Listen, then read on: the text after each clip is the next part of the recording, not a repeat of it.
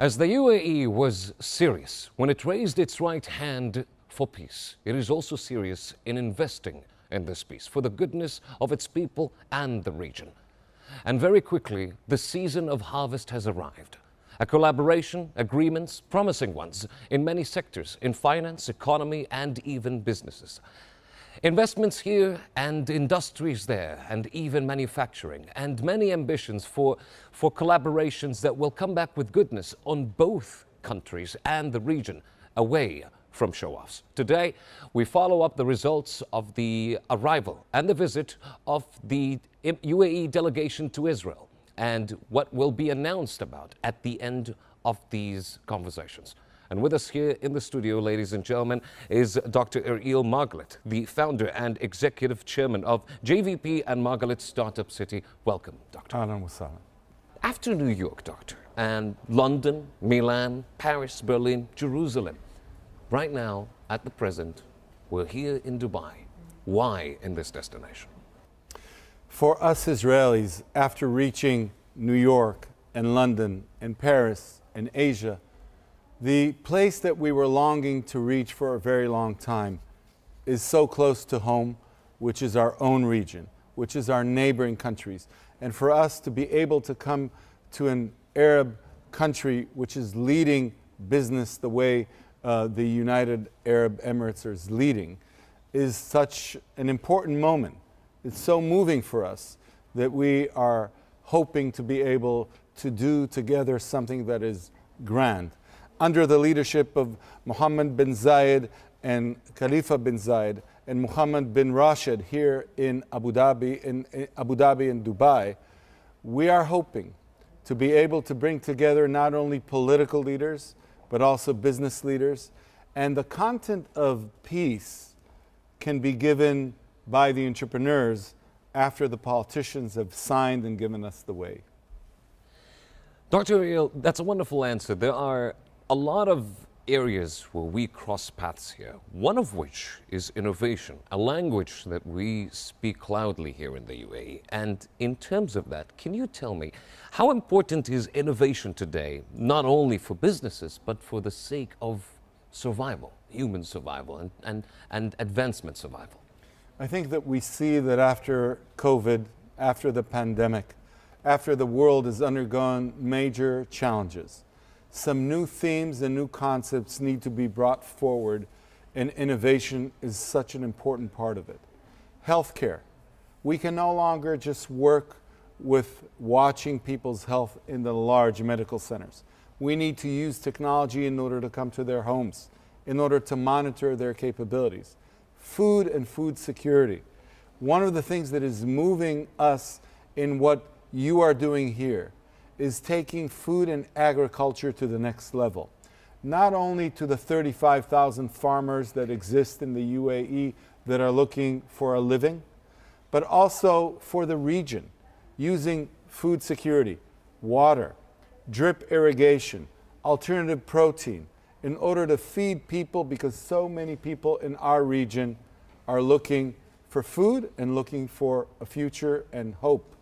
And also technology, especially for the large financial organizations, is the one thing that will help large banks, large insurance companies, also reach the small business, not just the big company. The small business, because it gives you artificial intelligence that allows you to say to these people, yes, I can trust them, because these people are honest, and I can give them a loan just like I gave a loan to the large company. And also cybersecurity. You know, many of the banks, many of the refineries, many of the utility companies, many of the privacy of the individuals is being attacked. And people want to know that the civilian population can be safe, that when you go to an airport, nobody's going to harm your plane, that when you go to the hospital, nobody's going to inject your formula. And so cybersecurity to protect civilians, to protect people, not just large companies, is so important. And so these themes have been the themes that we are moved to see how much the United Arab Emirates are embarking on. And for us, it would be a privilege. It would be a privilege to be involved, to be helpful, to be somewhat of a partner in this endeavor or that endeavor. And the things that I've seen here today, not only the ministers, which are inspiring, not only the very successful business people, which are very successful, but also the young entrepreneurs. We met young Emirati and international entrepreneurs here in Dubai, men, women that have great ideas. And for us, as JVP, as Mרגלית Startup City, we come into a place with the creative people and help them do something larger than what they thought they would do in the beginning. And for us, this would be a great privilege and a great honor to be a part of. I would like to relate to a very important aspect you just mentioned in your answer. That was quite the survival kit you just brought to us, and I'm sure there's a lot of common. However, the greatest element the UAE believes in that is worth the investment has always been the youth, has always been the next generation. And in order to, rather than passing on a treasure or something materialistic, we believe in passing on a flag and a vision. In order for the next generation to take the mantle and that responsibility, job opportunities have to be created. And this brings us to this question. What needs to be done now to create jobs for a growing younger population, not only here on a specific country, but across the region? That's a wonderful question. You know, in my city, in our city in Jerusalem, which is a city of many beliefs and many religions, from Islam, for Christianity, for Judaism, there were many divisions. And one of the ways that we brought the city together is through innovation and education and community.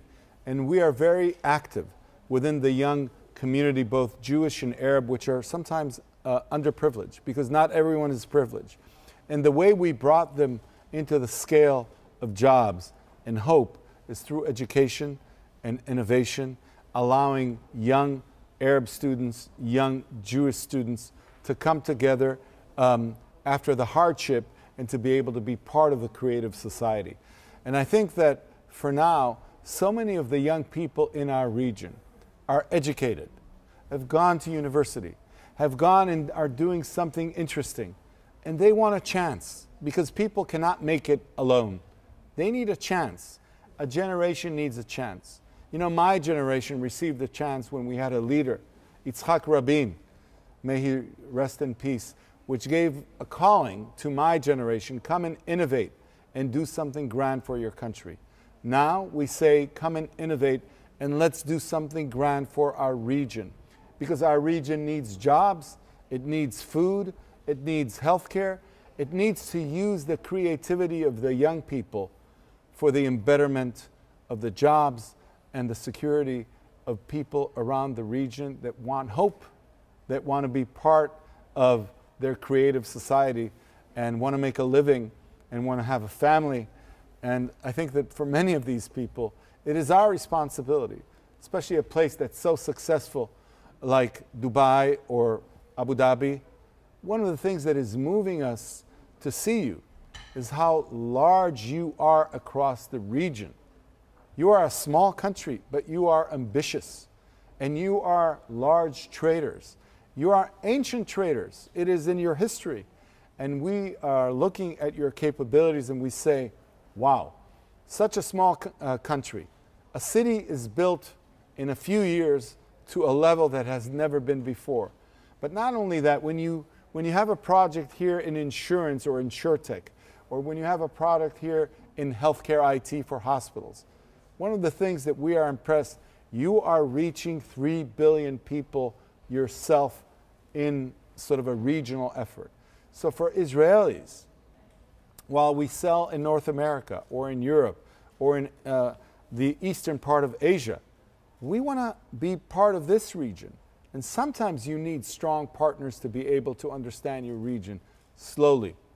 Because if Egypt has a large agricultural project which needs new water strategies because of the Mayday Dam crisis, we would be delighted to work with UAE investors on helping solve some of the problems, maybe trying to bring some ideas so that crops can grow when water are scarce. And every point you give me an answer to leads us to a next question. You do strike me as a visionary man, Doctor. And therefore, let me ask you this. What is your technological vision for the future following the signing of the accord between the UAE and Israel? So we are known as the Fertile Crescent in history. This is the place where agriculture was invented. This is the place where wheat was domesticated. This is the place where people came together in agricultural villages for the first time near Jericho and Jordan. And so what is our role? Our region has great capabilities, but it also has great challenges. We have people and brothers in places like Lebanon which don't have food, and people like to portray how we are fighting, but we are caring. And many people in Lebanon are people that we want to work with. They are on our border. We see refugees in Syria that are needing help. We see people across the region that are needing the next generation. So with your leadership, with some other countries, with maybe Saudi Arabia coming to the table, with maybe Egypt rising to the challenge, with Morocco, with Tunisia, we are saying this: the countries have challenges, but the cities in our regions are striking. They have been striking through history. We say 10 cities, 10 projects, 10 things that will change the way you think about the Mediterranean and the Middle East and the Gulf countries. We say the power of Yalla. Let's go forward. Young people, older people, the power to make change, innovation, and bring other people, because when you're successful in business, one of the things that is most striking in this country, the people don't only want to succeed. Many of them are very successful. They want to make a difference. They are thinking about impact. In the Jewish tradition, we have a saying called tikkun olam, the mending of the world. And so you mend the world by picking one piece after the other. Each one of these pieces is a piece of the great light of God. And if you do one justice, one act of courtesy, you are mending the world. And so if we can mend the world in our imagination, we can mend our region by working together, by doing business strategies that are socially interesting, by bringing food, by bringing water, by bringing healthcare, by bringing things that will give people jobs and livelihood. We are excited, and it makes all the Israelis that came with me on this trip not only seeking business, by seeking meaning, by trying to do something that's meaningful for their lives. So we feel this is an historic visit, this is an important visit, and we say to our friends in Israel, you need to come, you need to see. COVID-19, Dr. Aراel, the pandemic, the crisis that exposed perhaps the strength and both fragility of both individuals, nations, and systems, has greatly affected the economy everywhere. Now the question here is a what and a who. What and who will drive the economy post the COVID-19 pandemic, in your opinion? So I think we're looking for leadership. Leadership is one which needs to listen as much as talk, because we see with COVID that we need to be very careful. You cannot come to COVID with just strength. You need to come to COVID with intelligence. You need to differentiate between the red zones and the green zones. You need to be able to help and check and do things together. But you look at the cities and you see that the leadership needs to come also from the business community. People need to come back to their offices slowly but safely. People need to come back to their schools. People need to come back and understand that creativity, as much it could be done on Zoom, it should be done face to face, like we're doing it here, because there's nothing that replaces it. So I say Startup City is the name of my company. Now we need to say Restartup City. Cities need to restart themselves. And I say to many people, the rich have gone out of the city. I say to the young, come take the city back to yourselves. I see affordable housing. I see young people coming back to the places that were once very expensive. We're very active in New York. We are now bringing the people from Columbia University, Cornell, NYU, CUNY, back to the streets and saying, this is the time to create. This is the time to come back. This is the time to invent, to do things together. And we say to the business leaders, do not wait just for the political leaders. The fact that you have a nice house outside the city, it's wonderful. But the baker in your community needs you. The small business needs you, because if you're not here, you're not buying, they go out of business. And so slowly we need to bring back cities to life. And one of the things that's so impressive here in Dubai, yes, people are careful. Yes, we are checking ourselves. Yes, you need to see that everybody's healthy. But people are working, they are meeting, they are interacting, and I say, I salute you in the way you're doing this here, because this will bring back the energy to the cities and to the people who want to see other people so that they can do the next great thing.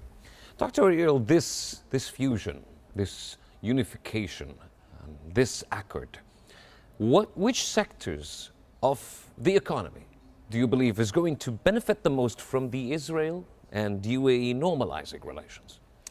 So I think technology is a big thing. We talked about healthcare. Healthcare is important, but healthcare IT is connecting healthcare strategies by the IT to the home, to the remote place, not just to the large medical center. What's called community medicine. People are looking and seeing what was happening with the food, what was happening when trade was very dangerous, and they're saying we need to be self-sufficient with food, we need to be self-sufficient with our agriculture, we need urban agriculture, we need water strategies, alternative protein, another big sector. And then, as I said, artificial intelligence is going to be helping every part of the business to be able to digitize and understand what the consumer, what the individuals really want. And then I think that maybe the most striking new phase that we're looking at is education tech. People cannot just work on Zoom and study on Zoom.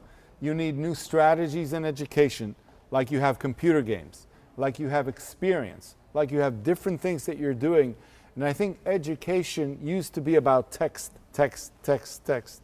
Now education is about telling stories, about showing films, about visualizing, not just analyzing.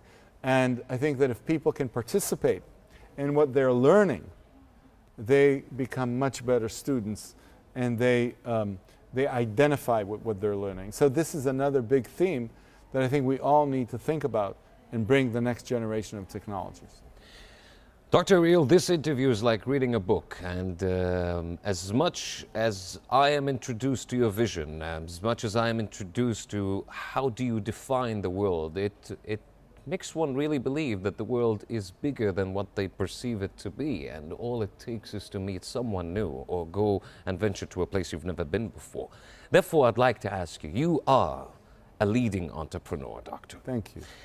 So what is your message to the people who are watching us right now? People who are watching and who have big dreams and ambitions. What would you like to tell them? So I say, after COVID, when everybody stayed at home, what we're looking for, Yusuf, is meaning. And I see that a journey to your destiny is first and foremost a journey to yourself. Find out what you are passionate about, what matters to you. It can represent money, but it doesn't have to. It needs to be something that's important to you, maybe to your friends. See who are your real friends. Cherish them. See who's your family. Cherish them. And then if you want to do something, do it. Don't think about the how. Think about the why and the what. You'll figure out the how. And I say to people, this is a time where innovators can be cherished when there's a time of crisis. Remember in history, every time we had a crisis, we came up with ideas that were larger from what we came into the crisis when we came out. And maybe all of this is a lesson to all of us, how humble we need to be. With great technology and everything, a pandemic brings everybody, puts them at home. The next big crisis is going to be the planet. It's going to be the survival of the planet, the livelihood, and how we conduct our agriculture, our energy, how we work with our environment is going to determine a great deal for what your kids and my kids, your grandkids and my grandkids will inherit on this planet. And we have to work together in order to make this work. And I say again, yalla. A wonderful response. It is indeed a reality that individuals are subject to make mistakes, and therefore collaborative work, regardless of our differences, is required in order to make sure our collective approach is unmistakable. Dr. Aراel Mרגלית, of course, the founder and executive chairman of JVP and Mרגלית Startup City. You've been right here with us in the studio. Thank you very much for this wonderful opportunity. Yusuf and the audience, I say to you, Salam alaikum wa rahmatullah wa barakatuhu min Urshalim al-Quds.